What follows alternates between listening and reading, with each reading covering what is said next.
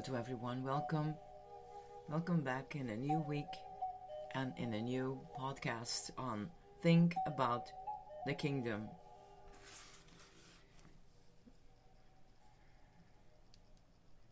I hope you had a good weekend in all the activities that you did, or just relaxed and read a book.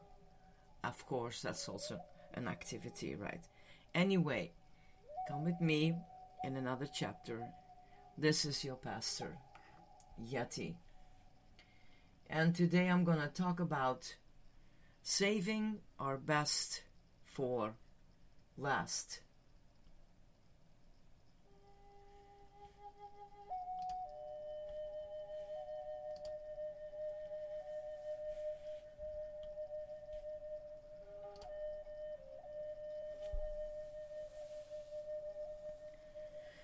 Jesus and his new followers attended a wedding in the town of Cana in Galilee.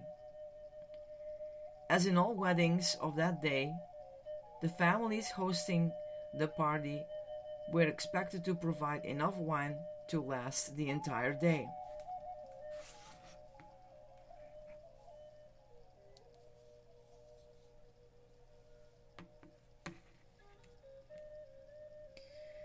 Perhaps the guests drank too much, or maybe more arrived than were expected. But whatever the reason, the wine ran out.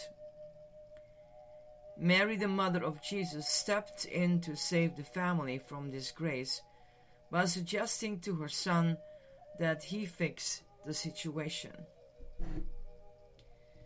At first glance, that seems like a strange context for Jesus to perform his first supernatural act on earth, but it's in the middle of everyday life that miracles happen. Another awkward part of the story for some readers is that Jesus created an alcohol drink. He didn't just attend a party where alcohol was served. He used his divine power to create more beverages.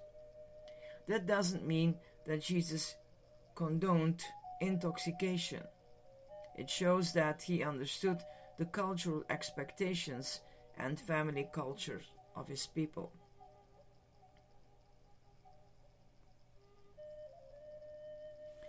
But Jesus had some apprehension about fulfilling his mother's request.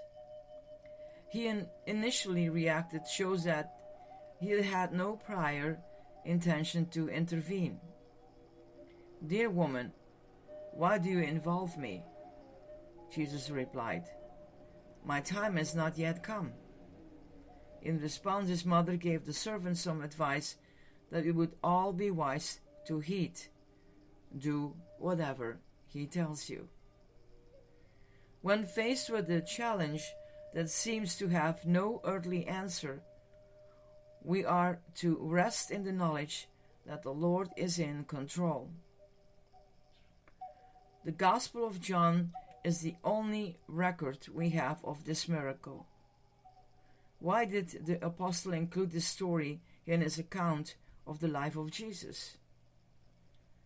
No one was healed or set free from demons, and no one was raised from the dead. Was it really that important to include this story? The disciples had only been with Jesus for a few days before they learned the first-hand lesson in caring for people. After over 60 years, John looked back on that day and remembered that Jesus was concerned about the small details in an otherwise busy culture. In the midst of everything, Jesus would teach the disciples honor was the cornerstone.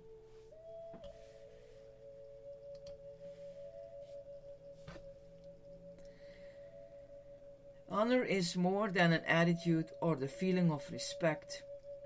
It filters our actions and alters our behavior. It's the foundation of the culture in the kingdom of God. And in this story, we see it through the actions of Jesus. In Jewish culture, running out of wine at a wedding was a serious matter.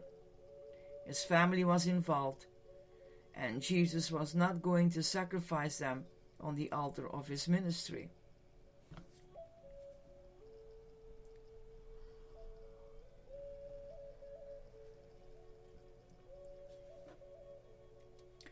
Some people misread the famous cliché: God, family, country, as evidence that devotion to vocation is a badge of spiritual accomplishment. But from the wedding of Cana, we learn that God calls us toward family, not away from it.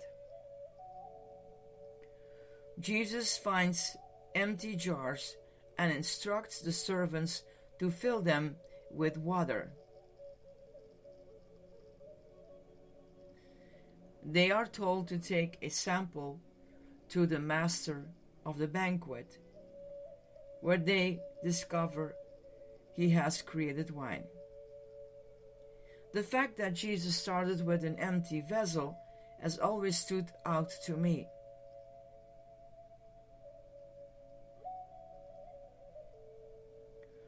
In those times in life when you feel empty and without anything to give, remember that the Lord wants to fill you like he did those empty jars. He desires a vessel that is willing to be used in simple ways.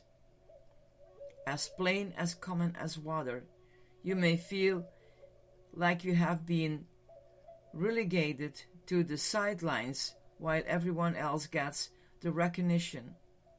But in fact, you are in the perfect place for the Lord to use you to carry a miracle to a needy world.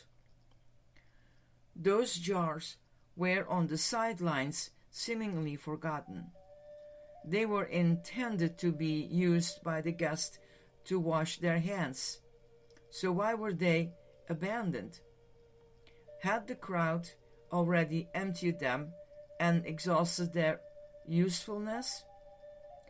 Throughout the Bible, we see samples of people who mistakenly believe their time for being valuable has passed. But it was precisely the fact that the jars were empty that they were able to be used. They were uniquely positions for a miracle.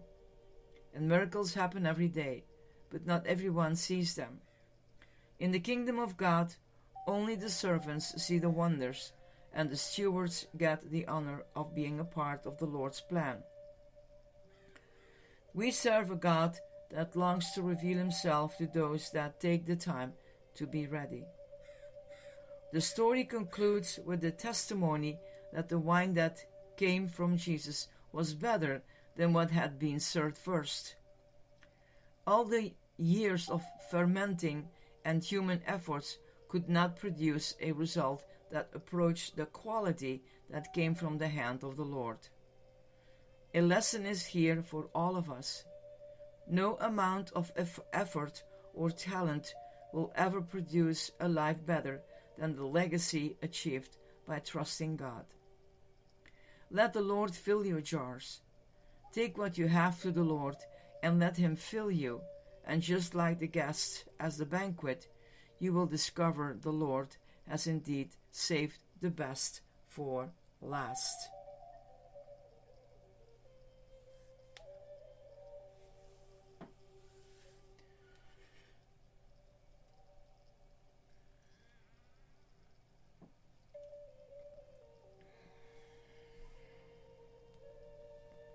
May this miracle that happened in Cana, as in our days today, be reviewed anew. That Jesus wants to fill us, and that he wants to use us in his ways.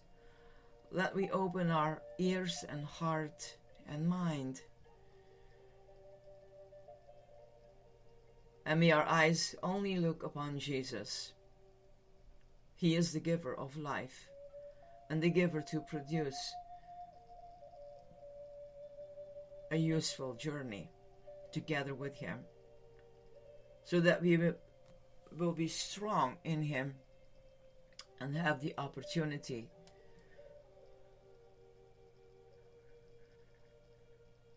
to be there for our families, for our brothers and sisters, for the needy.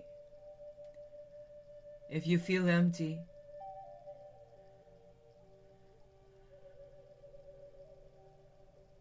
let the Lord fill you. If there is a need, put it in the lap of the Lord. He knows how you feel. He knows what you need. Put it in His lap. May God bless you, and may this lesson of today a lesson for the rest of our lives.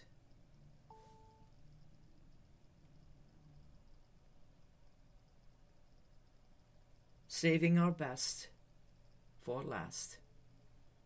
Blessings. Have a wonderful day. This is your Pastor Yeti. Bye-bye.